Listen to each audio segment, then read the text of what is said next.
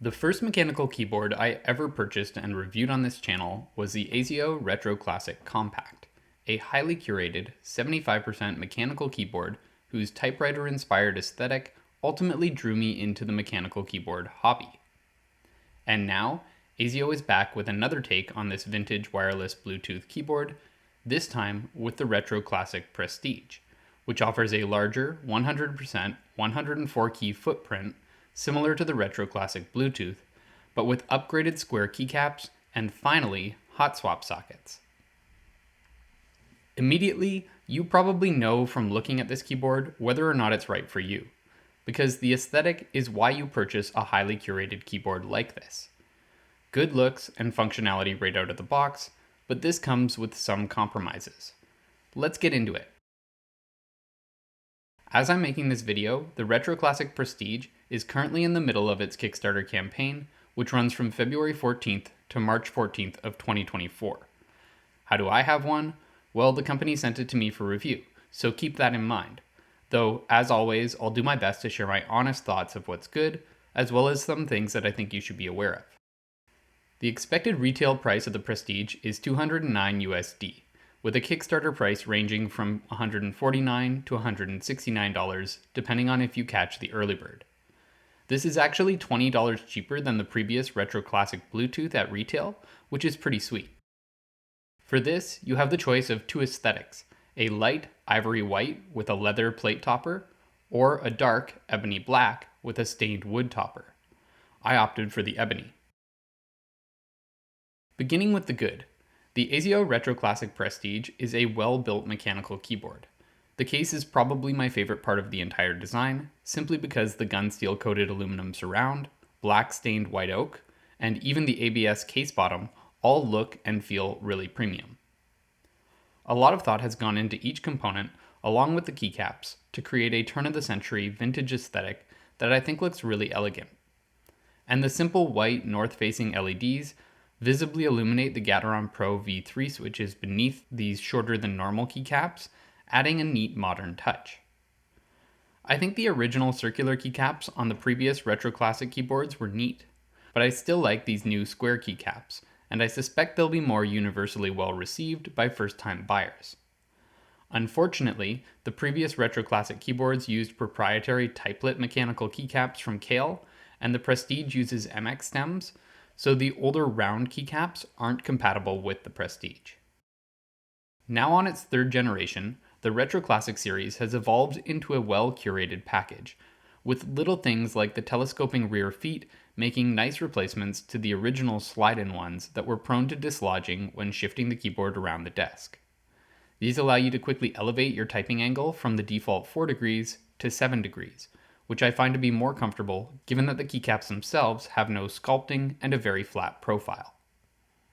However, I think the smartest improvement with the Prestige is the transition from soldered-on switches to Kale hot swap sockets. This enables you to change out your switches and further refine the feel of your keyboard beyond the linear, tactile, and clicky Gateron Pro V3 switches that are available when configuring the keyboard. Though honestly, having used the brown tactile switches in this build, I'm quite fond of the V3's quality, including the new frosted LED diffuser and the thicker, more robust 3-pin connectors. So even if you stick with the default switches, I think you're doing pretty well.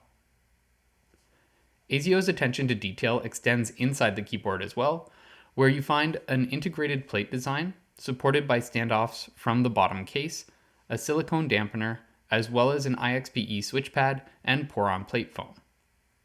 These come together to give the Retro Classic Prestige a relatively quiet sound that I think would be acceptable for shared workspaces. But have a listen for yourself.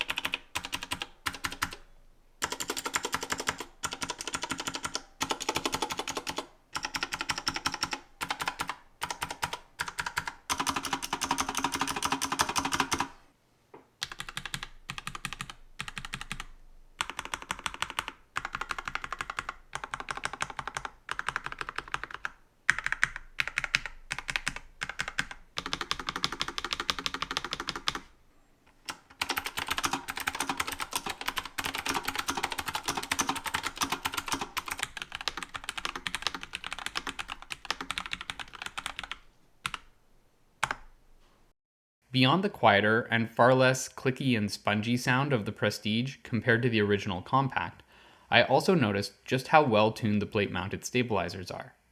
I didn't catch any appreciable rattle or ping right out of the box, and like the switches, they come pre-lubed with what appears to be a thinner and more oily grease. The Gaterin switches also feel a little smoother and firmer on each press than the previous generation. As I said in the beginning though, the Prestige isn't without compromises. The first issue for many in the mechanical keyboard community is going to be that Azio doesn't offer any software, proprietary or otherwise, to allow you to remap keys or add macros to the Prestige. For some, this is the primary reason they want a mechanical keyboard. For others, it doesn't matter. So just know, the Prestige sadly cannot be modified this way. And in general, as is true of most highly curated keyboards like this, modification as a whole is really an afterthought, requiring you to peel back silicone and remove the feet in order to access the case internals. So you're probably not going to be playing around with any kind of internal modifications. The second compromise is with the backlight, which is very limited. The Prestige only supports a static white backlight, aside from the escape key, which also has a red LED to indicate charge status and battery warning. The white backlight is pretty basic and doesn't get too bright, with only 4 intensity settings. However, I think RGB backlighting would clash with this aesthetic, so I get why it's limited to white. That said, I think Azio could have offered a few retro dynamic backlight effects, like the low free block, to spice things up while remaining true to the vintage design. They do have a dynamic power on effect, suggesting that this could be possible. I will commend Azio though for their simple onboard battery queuing, which uses the function row to indicate battery charge level in 10% intervals, something I'm surprised hasn't been more widely adopted. And it's worth noting that the Prestige's battery life is just okay. In my tests, its 4000 mAh battery lasted 25 hours with full backlight brightness, and the company expects 114 hours if the backlight were off. Though, interestingly, the previous Retro Classic Bluetooth had a 5000 mAh battery, so I'm not sure why Azio downgraded the Prestige. And this brings me to the final compromise of the Retro Classic Prestige, the keycap legends. Overall, the keycaps are quite intricate and an integral part of the vintage look of this keyboard. They have a spherical dip that draws your finger to the center of each key while typing, which is quite comfortable, and their faux gun steel plastic border looks great around these laser-etched, double injection molded ABS keycaps. But the shine-through keycaps aren't as good as they used to be, because the transition to hot-swappable MX switches has dimmed the backlighting, and the legends now have vignetting around the edges of each character, causing the sharpness of the laser etching to be lost.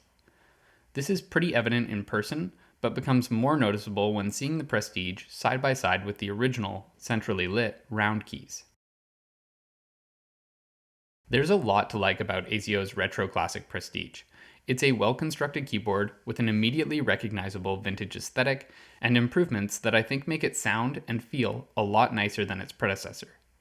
I commend Azio for taking the next step in customizability with the Prestige, now introducing hot-swappability to the Retro Classic lineup, because the ability to change out switches is a great part of the mechanical keyboard experience, especially for curated keyboards like this.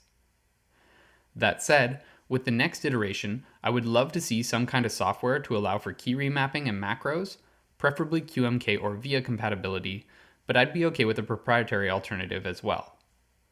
But what do you think?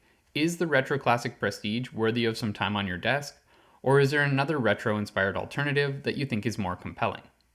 Let me know using the comments below, and as always, if you found this video helpful, please hit the like button, consider subscribing, and I'll see you next time.